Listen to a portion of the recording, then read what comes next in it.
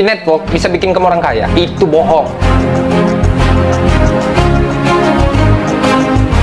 Nih, saya jelasin apa itu P-Network ya. P-Network itu project crypto yang mulainya dari tahun 2019, di mana bisa bikin usernya dapetin reward intensif berupa P-Coin. Project ini belum di listing dimanapun. Artinya project ini belum ada harganya. Walaupun udah berjalan selama 3 tahun. Pinter bener P-Coin ini cari duit clickbait. Mining di aplikasi P cuman harus nonton iklan. Nggak gitu lah. Iklan itu nggak ada kolerasinya sama mining seharusnya. Karena mining itu proses verifikasi di jaringan blockchain. Nggak ada koin di crypto yang jadi nonton iklan sebagai syarat untuk nambang kecuali P-Coin ini. Nah, sekarang udah mulai marak betul aplikasi yang sejenis P-Coin ini. Racun betul P-Coin. Coba dulu bayangin berapa banyak keuntungan developernya dari iklan yang kamu orang tonton karena istilah nambang itu. Developer dapat duit asli. Nah, kamu orang cuma dapat koin nggak ada harga. Nggak guna nggak itu. Gimana? Masih mau ke P-Coin?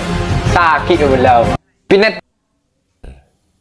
Di kesempatan yang baik ini ingin saya sampaikan, sabar. Oke, bagaimana para pionir ya? Sabar ya. Ini apa namanya, si Babang pakai baju oranye ini dengan terang-terangan yang menentang bahwa P-Coin itu bohong, nggak mungkin bisa membuat Anda kaya. Dan bahkan para pionir ya dibilangin sakit kepala kau ya percaya beginian ya. Jadi ada beberapa hal yang ingin saya koreksi ya dari Babang yang pakai baju oranye ini. Memang ada fakta-fakta yang dia sebutkan ya. Faktanya ya memang P-Coin ini belum listing, belum ada harganya. Itu memang fakta. Cuma kan sistem dan konsepnya P-Coin ini nggak begitu ya. P-Coin dengan aset kripto itu ya beda. Arahnya itu nanti beda ya. Banyak nih asumsi-asumsi. Makanya itu ya, arti dari P-Coin untuk saat ini itu hanya nih ya, untuk saat ini hanya P-Coin adalah ya bisa dikatakan aset kripto dulu lah ya. Yang sudah ada kan aset kripto. Aset kripto yang memungkinkan ya para penggunanya ini bisa menambang hanya dengan lewat HP, smartphone. Enggak hanya aset kripto lainnya, tidak seperti aset kripto lainnya yang harus menambang pakai alat VGA, rig apapun itu yang harganya mahal ya. Nah, kalau P-Coin ini faktanya untuk sementara hanya seperti itu. Cuma yang saya mau koreksi lagi, ini sejak kapan gitu ya, untuk nambang P-Coin harus nonton iklan. Harus nonton iklan dulu untuk mendapatkan koinnya. Perasaan saya selama ini, akhir-akhir ini ya, habis klik petir, begitu selesai muncul iklan ya udah saya close, ngapain nonton iklan gitu ya. Nah, yang selanjutnya ini memang akhir-akhir ini di aplikasi P-Network ini muncul iklannya, bro, ya. Muncul kalau dulu gak ada iklan. Nah, ketika muncul iklan ini banyak para pionir yang mengatakan, "Wah, ini si Nicholas ini cari untungnya saja." Ya, cari untung saja dari iklan ini.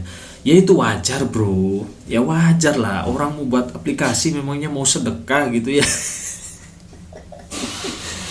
Dia mau mencari duit ya, mau menghasilkan uang dari aplikasi yang dia ciptakan, ya terserah dia gitu loh. Kalau kita gak mau ya sudah, jangan ngikutin lah. Ini kita ngedumel tapi masih ngejalanin ya. Jadi kalau dia mendapatkan hasil dari iklan yang muncul ya sudah wajar ya. Ya begitulah jadi orang pinter ya, jadi profesor buat aplikasi dapat duit dari iklan ya wajar gitu ya. Gak ada yang perlu didebatkan gitu ya. Gak ada yang perlu didebatkan ya. Jadi P-Coin, Babang Oren mengatakan P-Coin nambang harus nonton iklan, ini dari mana gitu ya. Perasaan gak ada gitu harus nonton iklan gitu. Gak ada dari pengumuman dari Nicholas, "Hey, kamu kalau mau dapat koin banyak nonton iklan dulu." Gak ada. Beda aplikasi, bro, beda aplikasi ya. Nah, di sini juga kenapa saya mengatakan tadi di awal ya bahwa P-Coin ini beda dengan aset kripto lainnya. Ya, maksudnya ke depannya ya semuanya beda kok. Ya, semuanya beda. Dimana P-Coin ini punya P-browser sendiri. Ya, dimana di situ isinya ada wallet, ya ada media sosialnya, ada marketplace-nya ya, dimana kita bisa melakukan barter dan lain-lain. Nah, seperti macam komen Babang ini ya. P-Network adalah mata uang digital, uang dunia, bukan aset kripto. Dan ini sudah dijelaskan core team pada saat P2Day di announcement. Dan Universitas Sorbonne Paris mengakui P-Network sebagai mata uang digital dunia. Nah ya, jadi apa yang disampaikan Babang ini ya, Babang Haris di konten saya ini, untuk sementara itu masih belum fakta. Untuk sekarang ini masih belum fakta. Itu masih ke depannya.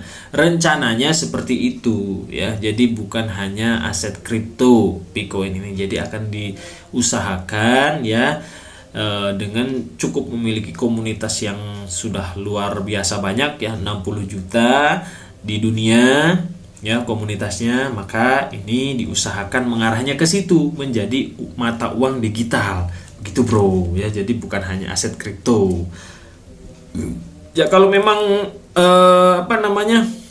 untuk saat ini yang disampaikan Babang tampan yang pakai baju orange tadi ya, faktanya masih seperti itu. Koin P ini masih belum bernilai ya, belum listing katanya, belum bernilai. Kita hanya mendapatkan koin palsu ya, koin tak berharga. Sedangkan si developer ya, si Dr. Nicholas sudah dapat uang asli. Ya menurut saya gini bro, yang saya yang menjalani ya gak apa-apa lah ya. Wong yo kita buka aplikasi Pi itu hanya sehari sekali, gak nyampe 1 menit bro, dibuka diklik udah close ya, dan itu gak menguras baterai. Kalau kita modal kuota ya sudah biasa gitu ya. Kita aja nonton konten elu ya kan, kita aja nonton TikTok dan ini butuh kuota gitu. Saya ngojek aja ya butuh kuota. Jadi kalau wajar gitulah ya. Ya di mana kita gak ada modal ya, gak modal pure money nol dapat duit gitu ya, kecuali sama lu dikasih gitu ya. Oke guys, jadi P-Network ini antara yang pro dan kontra itu memang sama-sama kedepannya ini masih belum dipastikan mana yang benar. Misalkan yang kontra ini ngomong itu koin halu P-Network ini ya, gak mungkin itu bisa dan lain-lain. Tapi kedepannya suatu saat kejadian, nah ya gak ada yang tahu. Sekarang juga misalkan yang pro, yang fanatik sama koin P ini pasti bisa menjadi mata uang digital dunia dan lain-lain, ternyata gak bisa. Nah jadi begitu ya. Jadi untuk mencapai Bitcoin menjadi mata uang digital dunia ini, menurut saya masih sangat panjang untuk prosesnya. Ya contoh saja di Indonesia, apakah bisa Bitcoin dijadikan alat tukar di Indonesia? Karena ya yang legal itu hanya uang rupiah yang bisa dijadikan untuk alat tukar ya, membeli sesuatu ya. Ya gak tahu lagi ya kedepannya ini bisa nggak nih.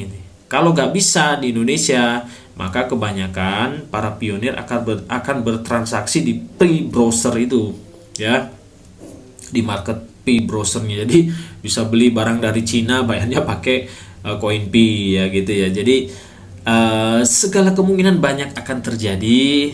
Jadi sabar.